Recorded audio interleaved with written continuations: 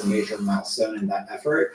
And ultimately, we're also securing our supply chains. Pax Silica provides the framework that allows us to work with our allies and partners to make sure that we can secure our supply chains in order to lead the industries of the future.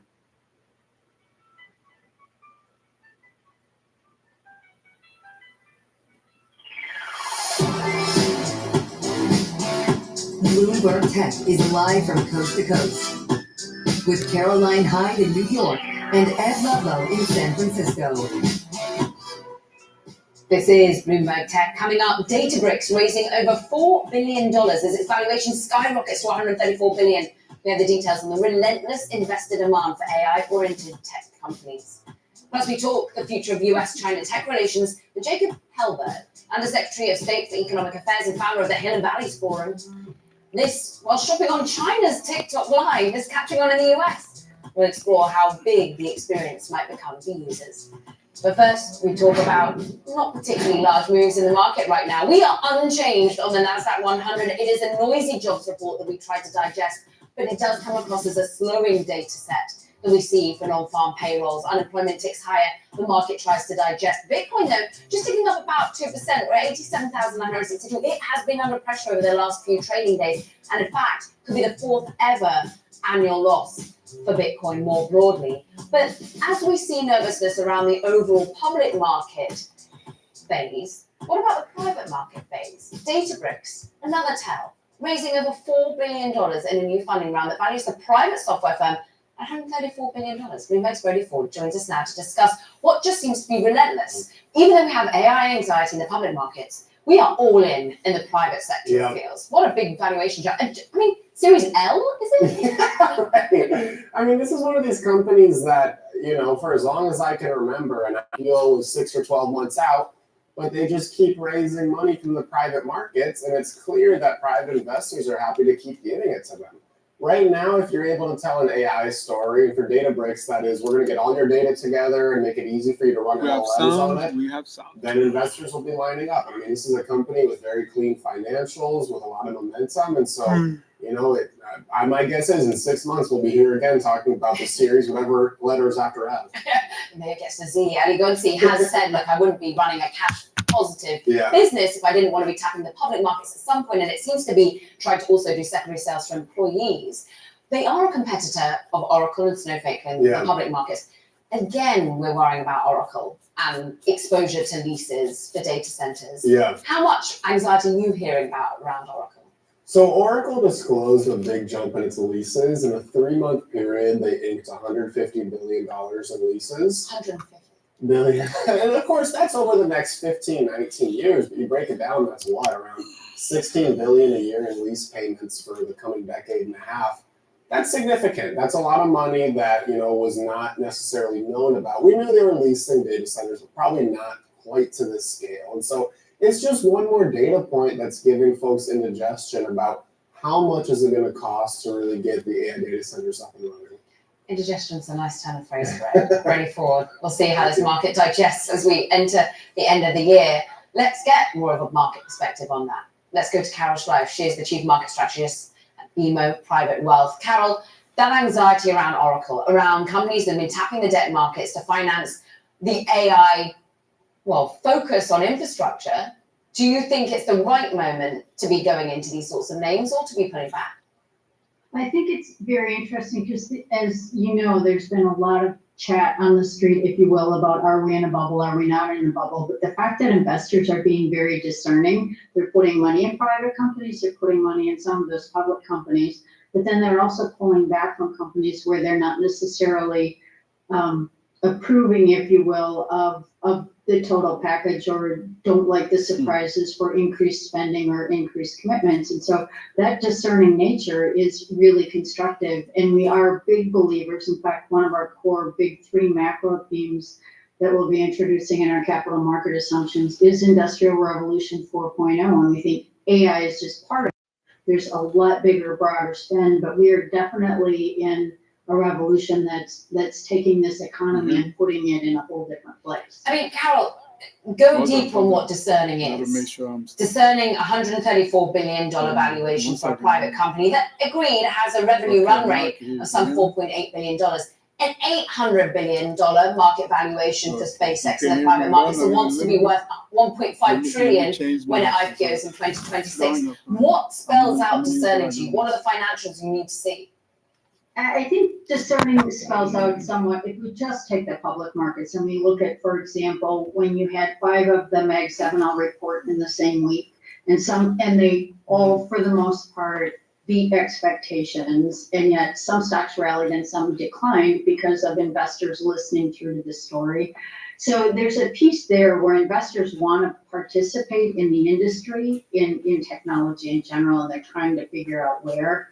I think there is always that allure. It's tough to get your head around the financials, even though a number of different entities now are trying to provide us index on private companies. And I saw last week that the CBOE and others are looking to want to write options and futures on private companies. So there's different ways to participate in it. But investors want to put in that market, because I think for anyone who lived through prior periods, you don't want to miss out on not having everything on the sidelines. But Carol, is that democratization, or is that frothiness and a desire to just get in on super high valuations? Yeah, I think we're still trying to figure that out. For me, it's a way of parsing risk in different places. It's sort of like, too, that we've seen this evolution of the prediction markets, where in those days you had your traditional 60-40 portfolio. If you were nervous about markets, you had to turn equity exposure. Now you have different ways to sort of execute on that risk nervousness. You might go buy a levered ETF, or if you own a highly concentrated position in one name, you might go out and say, well, I'm going to buy an option or a single strategy ETF or a single stock ETF on that's levered to the downside, just to offset some of my potential. So there's different ways to play it, which we're still trying to figure out. Does it get frothy? And frothy gets when everyone runs in the same direction and we push these things all parabolic. And despite the fact that they've been running for 3 years now, they're not parabolic yet. Yeah, and therefore is the proof point yet again earnings season. Is that where you start to see that actually valuations are in line, because the PE valuations aren't out of whack if you're really seeing the revenue that they're bringing, and more broadly we see productivity broaden out? Yeah, I think it's very interesting, because actually when you looked at the last earnings season, when you got to the end of it and you looked at forward earnings, NVIDIA was trading with a lower forward PE ratio than Walmart was. And so part of that is the movement of those earnings. We need to get, for all of us, I can't wait till we get into the December report season.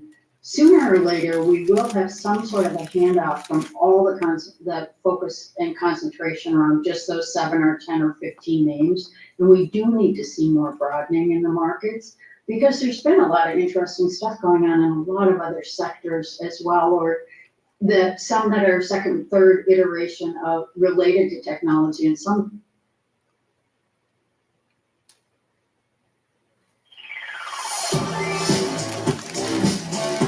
Bloomberg Tech is live from coast to coast with Caroline Hyde in New York and Ed Ludlow in San Francisco. This is Bloomberg Tech. Coming up, Databricks raising over $4 billion as its valuation skyrockets to $134 billion. We have the details on the relentless investor demand for AI-oriented tech companies. Plus, we talk the future of US-China tech relations with Jacob Helberg, Undersecretary of State for Economic Affairs and founder of the Hill and Valleys Forum. This, while shopping on China's TikTok Live, is catching on in the US. We'll explore how big the experience might become to users. But first, we talk about not particularly large moves in the market right now. We are unchanged on the NASDAQ 100. It is a noisy jobs report that we try to digest, but it does come across as a slowing data set that we see for non-farm payrolls. Unemployment ticks higher. The market tries to digest. Bitcoin, though, just ticking up about 2%. We're at 87,962. It has been under pressure over the last few trading days, and in fact, could be the 4th ever annual loss for Bitcoin more broadly. But as we see nervousness around the overall public market phase, what about the private market phase? Databricks, another tell, raising over $4 billion in a new funding round that values the private software firm $134 billion. Bloomberg's Brody Ford joins us now to discuss what just seems to be relentless. Even though we have AI anxiety in the public markets, we are all in the private sector, it feels. What a big valuation jump. I mean, Series L, is it? Right. I mean, this is one of these companies that, for as long as I can remember, an IPO was 6 or 12 months out, but they just keep raising money from the private markets, and it's clear that private investors are happy to keep giving it to them. Right now, if you're able to tell an AI story, and for Databricks, that is, we're going to get all your data together and make it easy for you to run LLMs on it, then investors will be lining up. I mean, this is a company with very clean financials, with a lot of momentum, and so, my guess is in 6 months we'll be here again talking about this series, whatever letters after F. Maybe it gets to Z. Ali Gonsi has said, look, I wouldn't be running a cash positive business if I didn't want to be tapping the public markets at some point, and it seems to be trying to also do secondary sales for employees. They are a competitor of Oracle and Snowflake in the public markets. Again, we're worrying about Oracle and exposure to leases for data centers. How much anxiety are you hearing about around Oracle? So Oracle disclosed a big jump in its leases. In a 3-month period, they inked $150 billion in leases. 150 billion. And of course, that's over the next 15, 19 years. But you break it down, that's what, around 16 billion a year in lease payments for the coming decade and a half. That's significant. That's a lot of money that, was not necessarily known about. We knew they were leasing data centers, but probably not quite to this scale. And so it's just one more data point that's giving folks indigestion about how much is it going to cost to really get the AI data centers up and running. Indigestion's a nice turn of phrase for it. Ready forward. We'll see how this market digests as we enter the end of the year.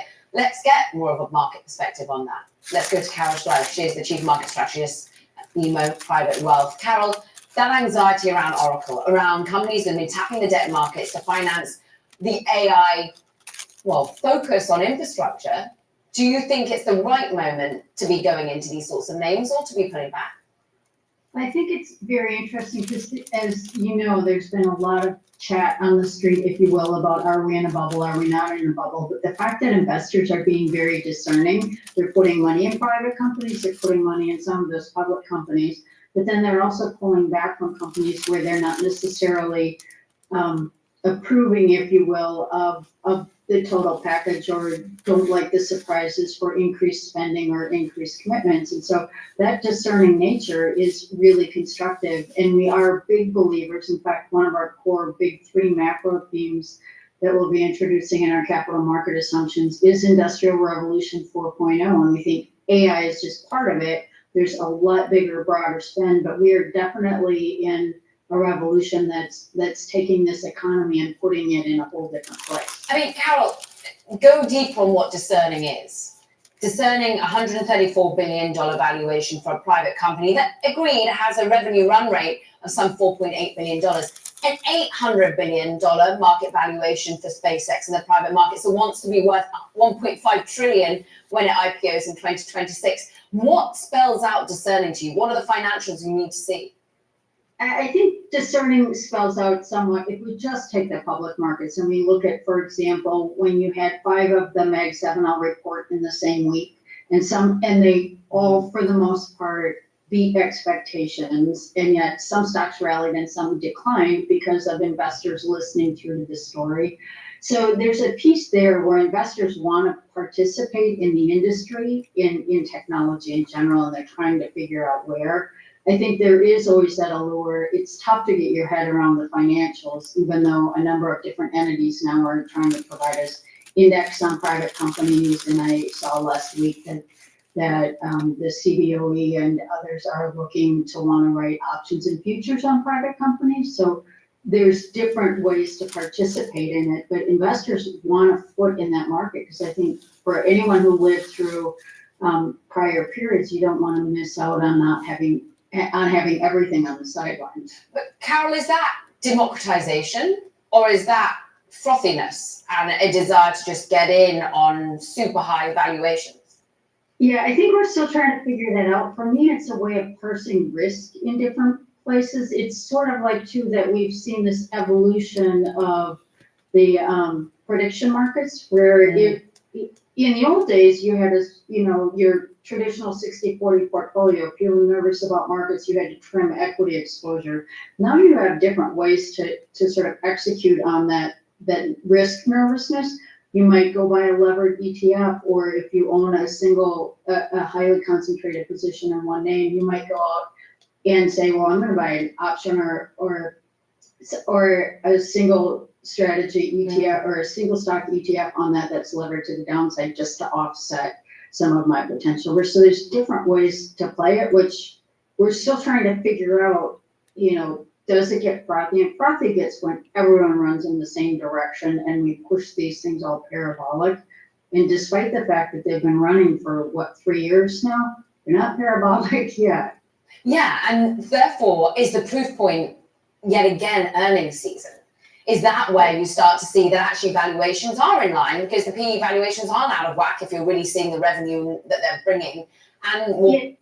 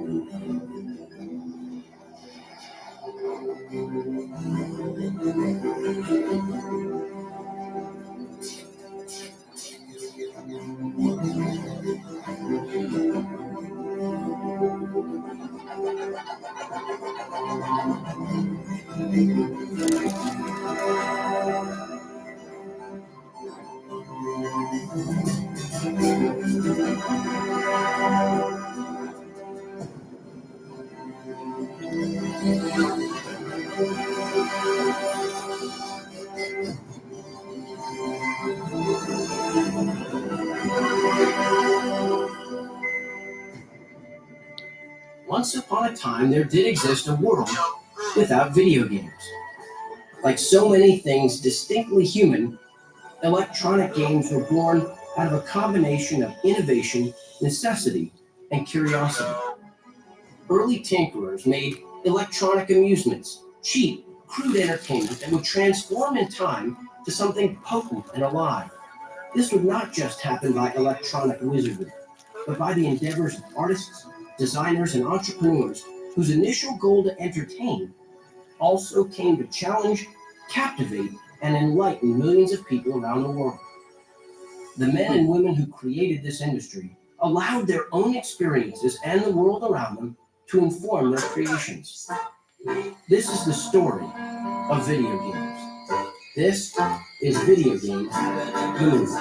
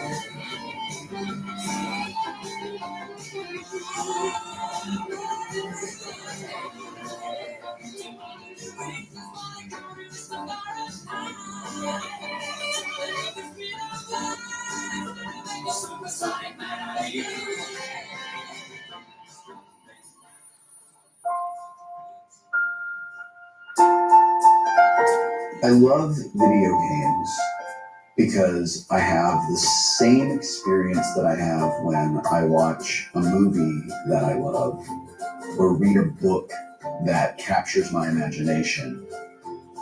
But I'm an active participant instead of a passive observer. Video games have a really interesting role to play in the future of our species, and we're just starting to figure it out right now. I feel like video games at this point are intrinsically linked into our culture in a way that's irrevocable. I think from here on it goes deeper. I think video games root deeper and deeper into everything we're doing until they're just part of our lives in a way we don't even notice. ゲームだとか映画とかっていうのは All media is relevant to its time. For example, records and cassette tape disappeared from existence, but music didn't disappear, it was digitized. The same is true for movies and books. They evolve from one form to another. For video games, the evolution is the same. They will change and evolve, but they will forever be a part of our global culture. 100, 200 years from now, video games will still exist. According to the Entertainment Software Association, the average gamer has been playing video games for 12 years. Adult gamers have been playing for an average of 14 years. Males average 16 years of gameplay, while females average 12. As of 2013, 49% of all U.S. households own a dedicated game console, and those that do own an average of 2. The average game player's age as of 2013 is 30. And no, it's not all males. 47% of gamers are females. 42% of game players believe that computer and video games give them the most value for their money compared with DVDs, music, or going out to the movies. Who buys video games? The average age of the most frequent game purchaser is 35. The point?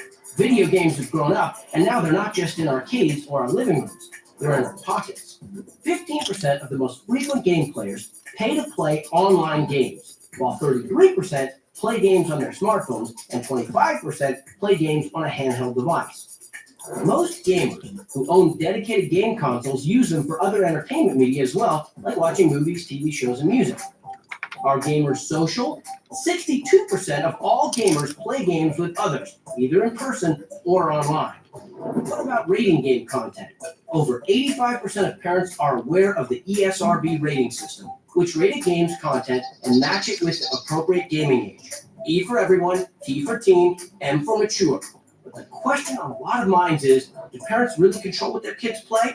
Over 73% of parents believe that the parental controls available in all new video game consoles are useful. Further, parents impose time usage limits on video games more than any other form of entertainment. Over 90% of the time, parents are present when games are purchased or rented, and 82% of the time, children receive their parents' permission before purchasing or renting a game.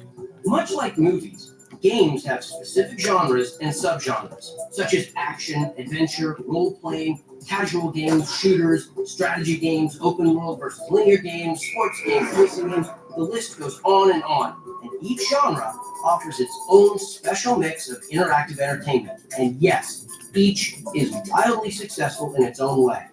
In the past decade, video games have gone from a $6 billion to an over $24 billion annual industry, far surpassing movies and music. The bottom line, video games are here, and they are here to stay.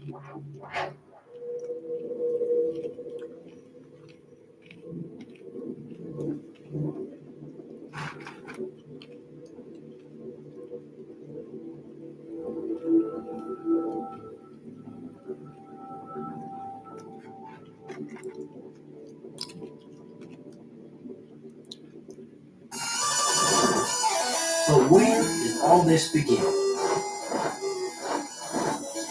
The answer is, well, a bit complicated. That's that's the debate of the century. Who's the father of video games? And you can always say Nolan Bushnell because he founded Atari. The godfather of video games has to be Nolan Bushnell. It's got to be Nolan Bushnell. I would say Bushnell. Nolan Bushnell. I would probably give that to Bushnell. Nolan Bushnell. I would probably be in the Nolan Bushnell camp. The man who came up with the whole Atari series. Well, I'd have to say the creator of Atari, whoever created Pong. Ralph Baer, back in the late 60s, early 70s, making a brown box. Ralph Baer because he created the first console. I think we both agree it was Ralph Baer. Ralph Baer. Look, I can take two different angles here. I can say, whoever started the entire ball rolling was whoever created Pong. Whoever started the games as we know them today, I'm going to have to say Shigeru Miyamoto from Nintendo. Miyamoto. You're like Shigeru Miyamoto. I think you know who Shigeru Miyamoto is. But I go all the way back to MIT, the guys who did Space War, John Carmack. Hideo Kojima, I'm telling you right now, brilliant. You can't just pick one because it's doing injustice to all the other people that are helping out the games. I don't think I've ever really thought about who started gaming. I just appreciate that they did. Some say it began here, a small back room at the Massachusetts Institute of Technology in 1962 on the PDP-1, the first computer to utilize a visual display. Steve Russell, which I consider to be the fellow who I stood on the shoulders of, did a game called Space War for the PDP-1. And I played that in college while working in an amusement park, and I felt if I could bring Space War to the arcade, it'd make a lot of money. It was a game developed as a demonstration of the capabilities of a Digital Equipment Corporation PDP-1 computer back in 1962. A group of students and employees at MIT wanted to create a game that really would showcase the capabilities of this new machine that had one particular feature they were really interested in, and that was a display screen. Before that, most computers had maybe paper taped outputs or something like that, but this one had an actual screen on it. I would go back to Steve Russell because he's the one that actually made the first playable game. Russell's product was so much fun to play, it infected every PDP-1 in the world, and they were trying to get the people to take it off the machine because it was wasting so much computer time. Others argue that electronic games began much earlier, or that video games were a byproduct of Cold War technology. As usual, the truth is somewhere in the middle.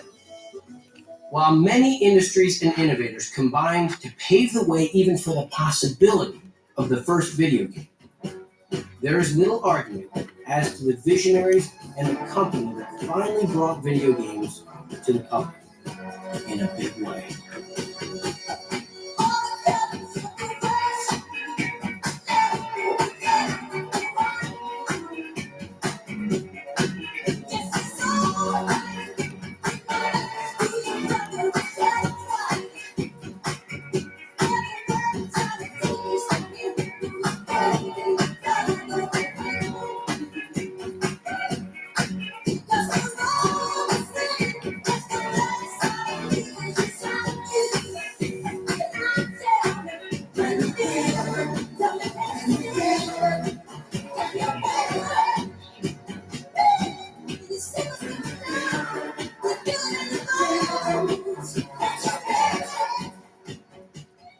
Nolan brought to Atari the understanding of what makes a good game. He played a lot of games and understood them.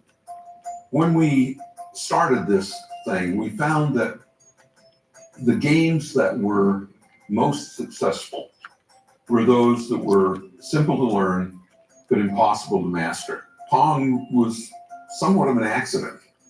It was what we considered to be too simple, but when it got all wired up, and it was done by Al Alcorn, he put in some twists to it that were just remarkable and made it a massively fun game. One of the design flaws in the original Pong game was the paddle would not go to the top of the screen all the way. And I was going to fix it, but I didn't get around to doing it. And I realized that that feature kept the game from two good people from playing it forever. It would never end. The coining of the phrase video game refers to an RGB, or red, green, and blue raster, or video display device. Let's take Pac-Man, for example, the original. This is a bitmap image of Pac-Man. When enlarged, individual pixels appear as squares. Zooming in further, they can be analyzed with their colors constructed by adding the values for red, green, and blue. A bitmap corresponds, quote-unquote, bit for bit with an image displayed on a screen. A bitmap is technically characterized by the width and height of the image in pixels and by the number of bits per pixel, or a color depth, which determines the number of colors the pixel and ultimately the image can represent. The more bits, the better the games were. More bits, however, meant more memory was needed, which was in short supply in the early days of gaming. This resulted in games that looked blocky and simple. But that didn't stop designers and gamers from diving headlong into this amazing new medium.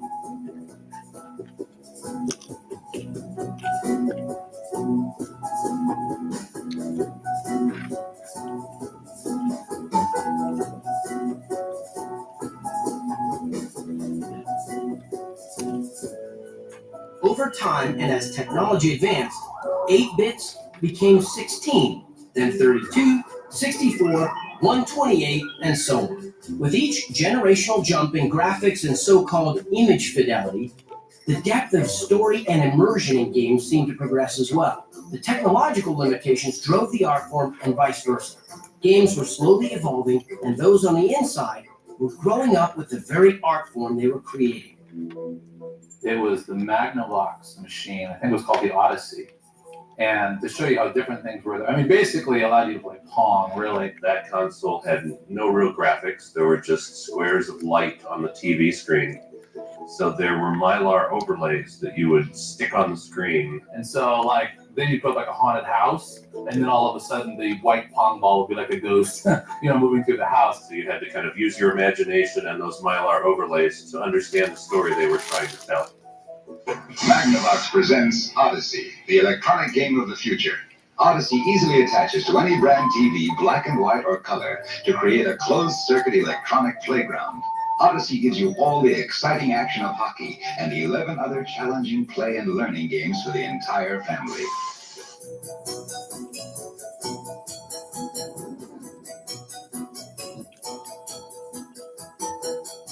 I had a very dear friend who was the head of Atco Records. She had an Atari 2600 console in her office, and she pointed at it and asked me, "Do you know what that is?" And I said, "Well, kind of, but what is it?" And she said to me, "It's a license to print money." Attention shoppers, the new Atari cartridge game is in. Only Atari makes the world's most popular home video game. The only Space Invaders. The only Asteroids. The only Pac-Man. And the only way you can play any of them is on a home video system made by Atari.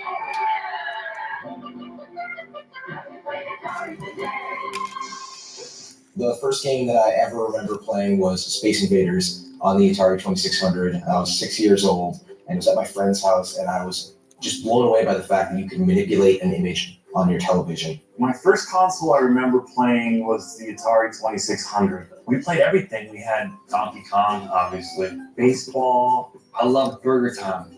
I remember my brother saying, like, "Wow, look at the graphics." Pitfall was like a wonderland because, like there were so many colors. You could only really run, it was a side-scrolling game, but it was amazing.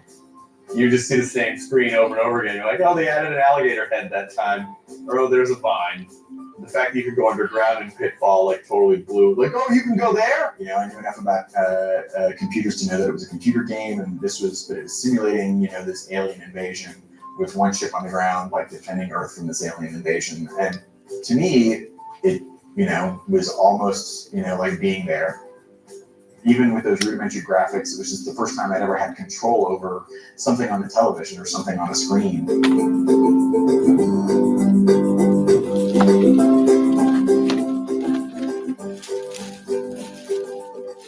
Probably the most memorable console of my entire life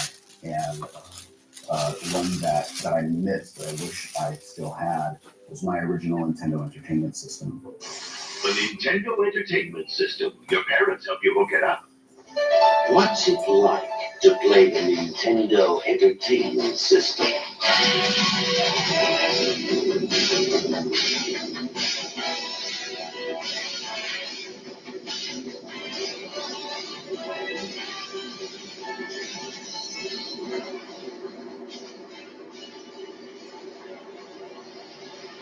When you play the system with the most arcade hits, you're playing with power.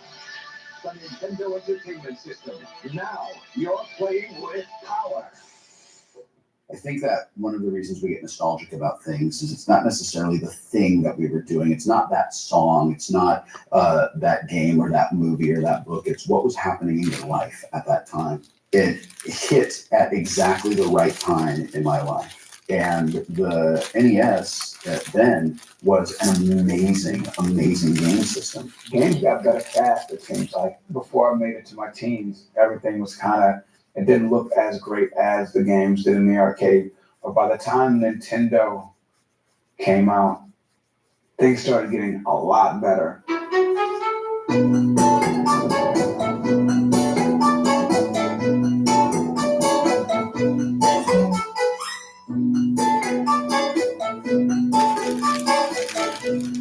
I was fortunate to first be exposed to Nintendo as a consumer. And for me, that very first system that I was exposed on was the Super NES. And I have many fond memories and many great stories around my interaction with that system. Playing for many, many hours, playing games like The Legend of Zelda: Link to the Past, games like Chrono Trigger, all of these fantastic experiences that for me were my very first gaming experiences. And I eventually got a Super Nintendo, and then I was all about Star Fox. And I was so into Star Fox and the story, what was going to happen next. Most of the games, when we got into the Super NES, all of a sudden you had a reason to go do this because you're trying to save somebody. And so just that little bit there brought story elements into the game. And what I think was really great about Nintendo during that era is they really wanted to make sure that all the games on the system were really high quality. Sega Genesis was an entirely different thing. Sega Genesis was to my experience in college as the Nintendo was to my experience in high school. You know, it was a very state-of-the-art console back then.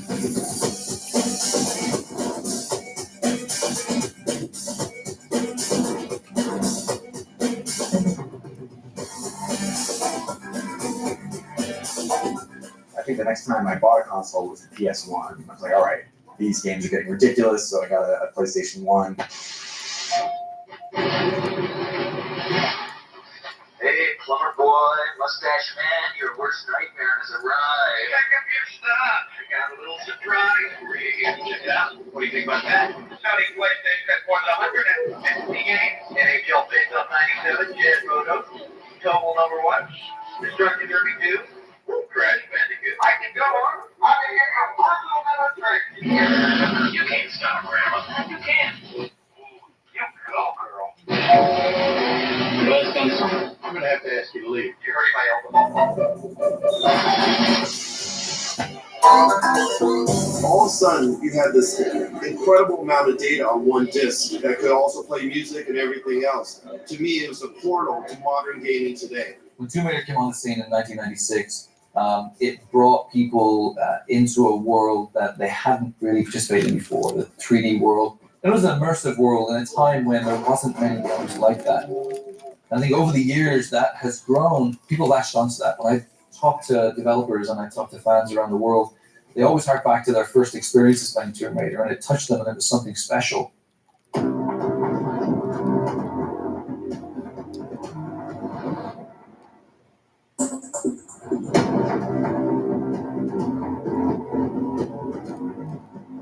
And I begged my mom for a console. I begged her. And it wasn't until the N64 came out that she finally gave in. We got into the PlayStation and the Nintendo 64. We started to see 3D for the first time.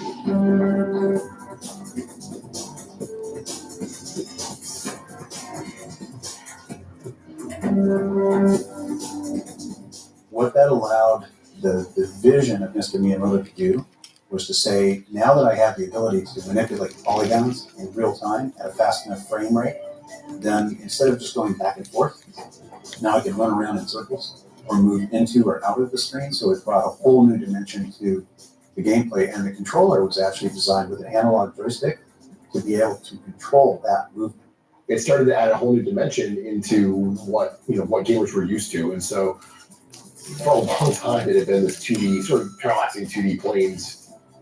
But as you sort of moved into that 3D era, you started to see people start to play with, what are the kinds of mechanics we can do now? What are the things that we can actually play with? What's this new world of this other dimension? And so, it was painful at first. Certainly there were good examples of it, but it was hard. It's hard to give the players this whole other level of freedom that they weren't used to. And then we started getting consoles that were bigger and better, and you could bring in, more of a 3D environment, better frame rate and better sound, and then you could put more polygons on the screen so the guys could look, more realistic.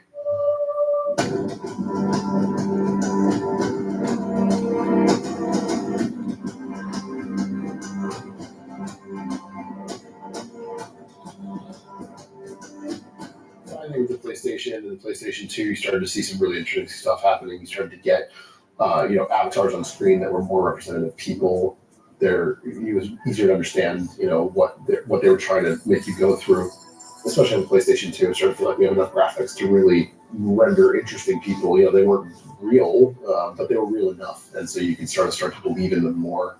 I had grown the PC business pretty well, and was starting to look at the console business and thinking, wow, that would be a nice business for us to be in, but we really didn't know anything about it.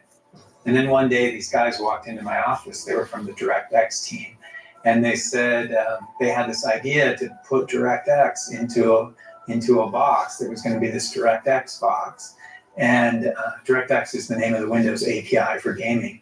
So this DirectX box was basically, it was going to act like a game console on the outside, but on the inside it was really going to be a PC running Windows and DirectX. That was the original plan. And so what I think we didn't really understand at the time was that we were really bridging these two worlds. That Xbox was going to be this bridge between what was happening in the PC gaming culture and what was happening in the console gaming culture.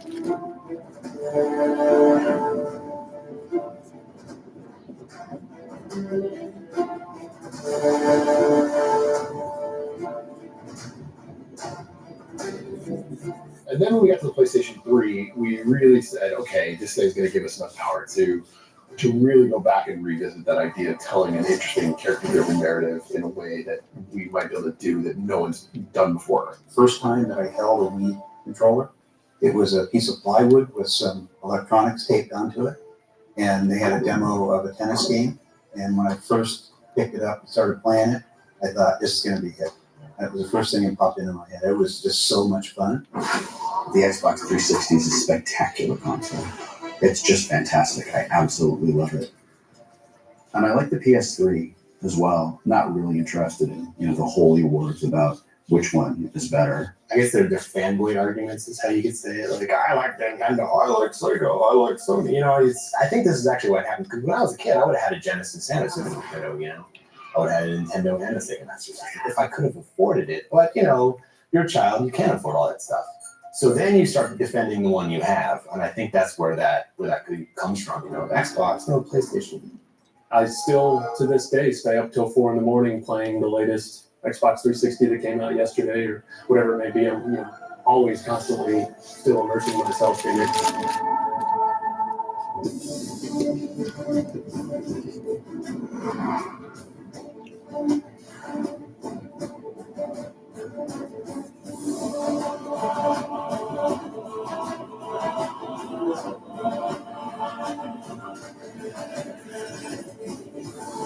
With the continuous waves of technical and artistic changes sweeping over the industry and games getting better and bigger, the video game industry began to anchor itself within the public consciousness. Many starting to argue that games are as much an art form as anything. The trouble is with art is it's a subjective term. One person's art is another person's rubbish, and this is where you come back to the semantics of the word art, which is problematic. Whether that is a a film, or whether that is a book, or whether that is a painting, or whether that is a computer game. It elicits a response. It makes you think about the world or look at the world in a slightly different way. I've always believed that games are absolutely an art form. As Phil Fish said, it's the culmination of every form of art and expression that mankind has ever had goes into a game. You look at the staff that builds a video game, you have a music composer, you have a writer, you have an artist who does sketch work, you have a technical artist, you have level designers who create spaces much like architects. It really is kind of the Avengers of talent when you really think about it. Nowhere is it more obvious than in video games. You have these artists creating these beautiful three-dimensional worlds, and the technology allowing players to come into those worlds and have them be as real as possible is the ultimate example of art and science working together. The best description of art I ever heard from a professor of mine when I was going for my MFA was that art is somebody who's put together something that deliberately provokes a response in an audience. The consumer actually is a participant in the art. It's almost like being part of a great art experiment, about a living art experiment. Yeah, there's a lot of basic logistics, like you push X and this happens, or you push up and that happens. But if that's all games were, we wouldn't be playing them anymore. We would have lost interest a long, long time ago. Surprisingly, modern game technology is still based on the same fundamental concept of early game tech, combining new layers of science and art to reach higher levels of innovation and expression.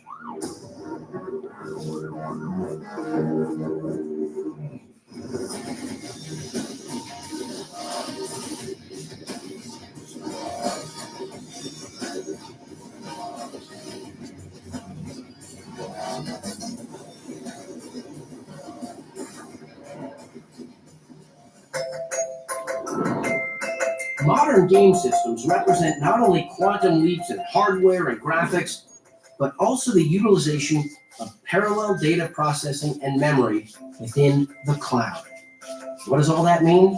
Simply put, it means from here on out, anyone will be able to play any game, anywhere, at any time, with amazing speed and quality.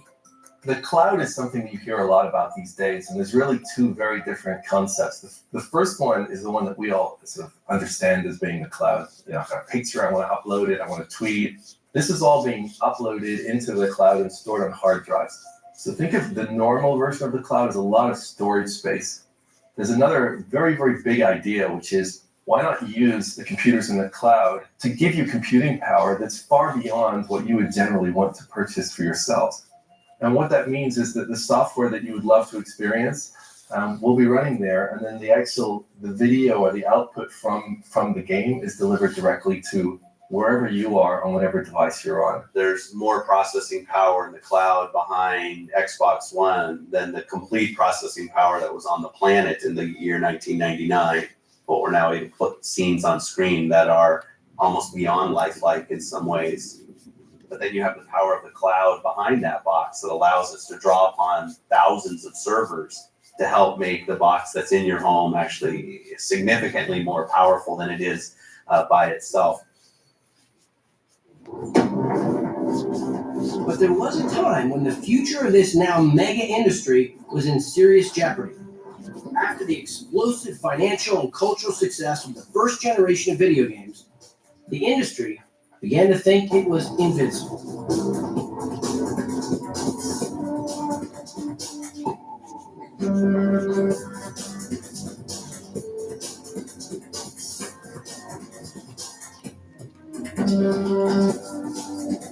When all these companies saw that there was a market for video games, and they just, they flooded the market with so many games.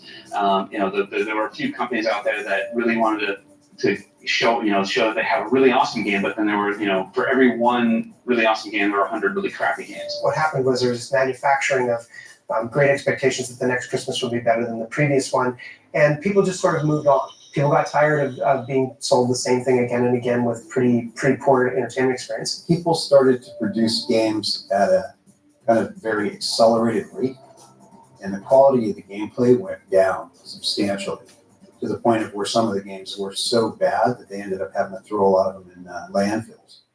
With scores of new game developers springing up overnight and venture capitalists pouring money into what seemed to be a sure thing product, the writing was on the wall. The market was becoming saturated, and in 1983, the final nail was driven home. Atari made a deal with Universal Studios to create a video game adaptation of the popular movie E.T. the Extraterrestrial.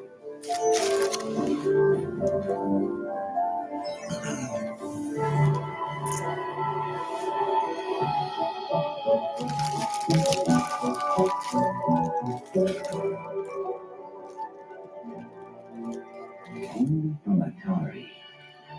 Made especially for systems from Atari. The video game that lets you help E.T. get home. Just in time for Christmas. Happy holidays. With only 5 weeks to make the game, Atari scrambled to put out a subpar product. Overconfident and high on their previous success, in the fall of 1982, Atari shipped millions of ET cartridges despite its poor quality. The backlash was legendary. It caused a ripple effect throughout the entire games industry, and by the summer of 1983, consumer confidence in video games had reached an all-time low, and Atari, along with many other rising game companies, went down like the Titanic.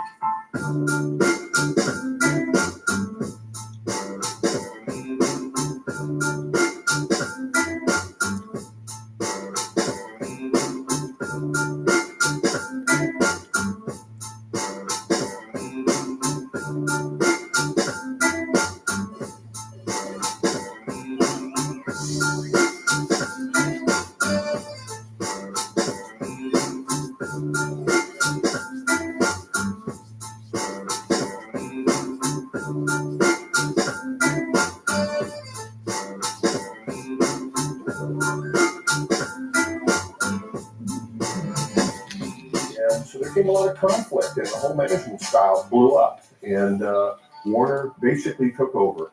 They put their man in, Ray Kassar, who was from the East Coast, no experience in entertainment, in games, technology, or Silicon Valley. And he just didn't really understand to play games.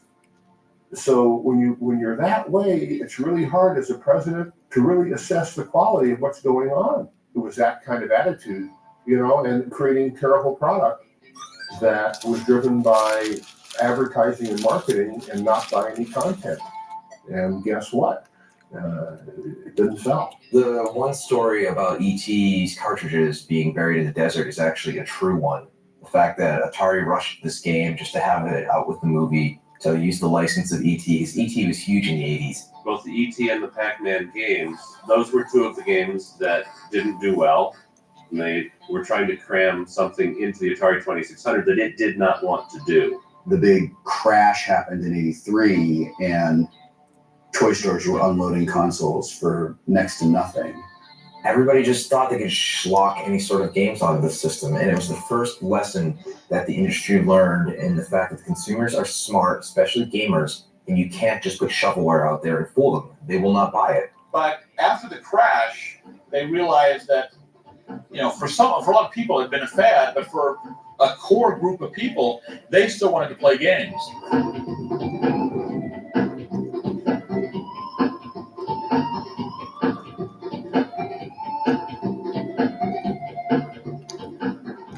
For a couple of years after the crash, many people thought that American video games would be relegated to the popular fad section of 21st century encyclopedias and forgotten. Enter Nintendo, a Japanese toy company who understood that the popularity of classic games like Pac-Man, Donkey Kong, and Pitfall proved that people like to play as a character, not just a spaceship or nameless block of pixels.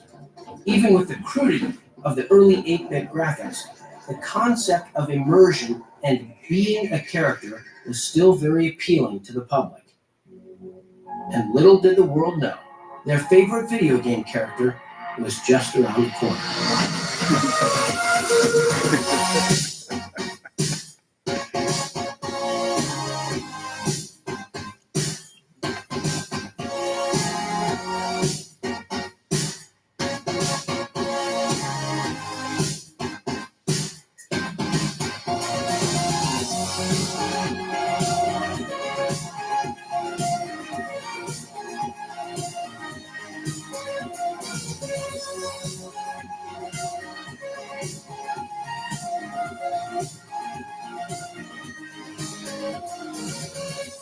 Nintendo, a flashy little computer that lets you play video games on your TV set. This is called Game Boy, and industry analysts say that there may be a run on this as the holiday demand exceeds the supply. This is Super Mario 3.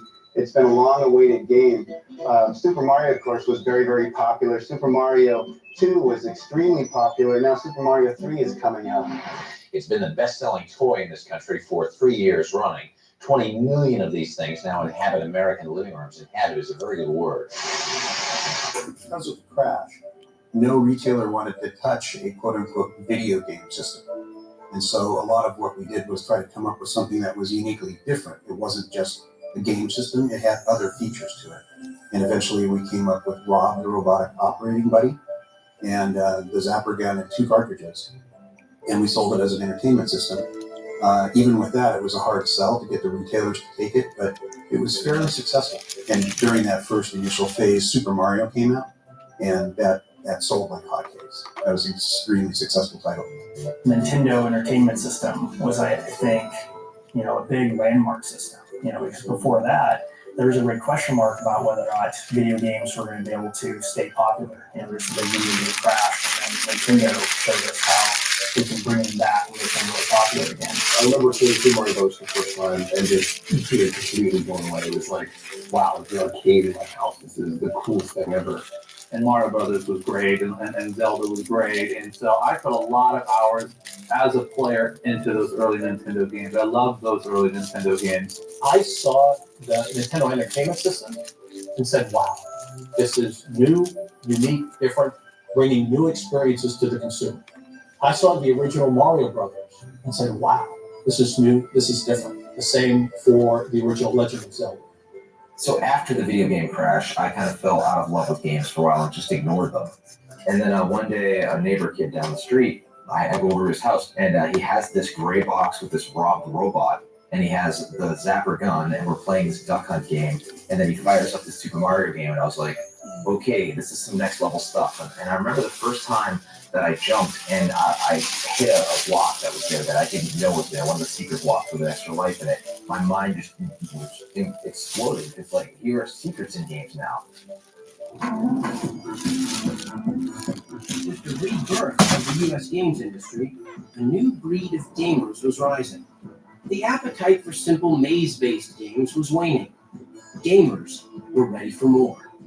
Becoming a character, living out a virtual story, and being absorbed in something otherworldly was not just technically possible now, but the expectations for deeper, more immersive experiences was growing.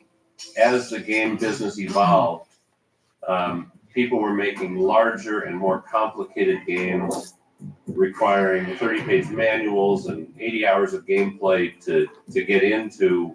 You never really cared about the characters in Gauntlet, it was just that Gauntlet was an addictive game.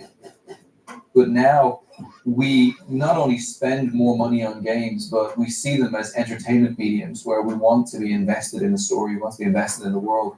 The huge difference is that the older games, I think, were a lot tougher. Like, if you did not get your jump exactly right to land on a platform, you were not getting through that level. Timing was everything. Now you have a lot more freedom. You can kill a boss many different ways. It used to be before that the whole point of a game was literally shooting pixelated aliens that were falling out of the sky, but we didn't know why those aliens were falling out of the sky. We didn't care why those aliens were falling out of the sky. We just wanted to shoot them. But nowadays, not only do we know why those aliens are falling out of the sky, we know the names of their moms, and we know their future children's names, and we know we have to destroy all of them. I feel like games, as they've developed throughout time, have kept a lot of the same traits. They've just sort of manipulated how they act in the game world because people have different desires for games. They want to be more involved. They don't want to just sit down and, sit at a bar for a little while and play Pong. They want to actually be invested in that game world a little more. In the beginning, it was simply the industry understanding what are these mechanics? How do players interact with an interactive medium? As we started to understand those rules a little bit better, other aspects of crafting something really, really high-end or beautiful get worked in.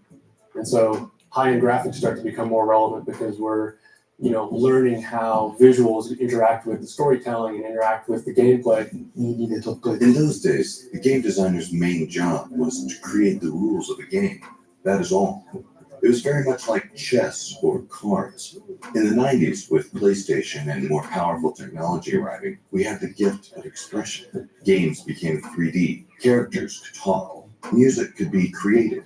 Characters could emote through detailed facial expressions.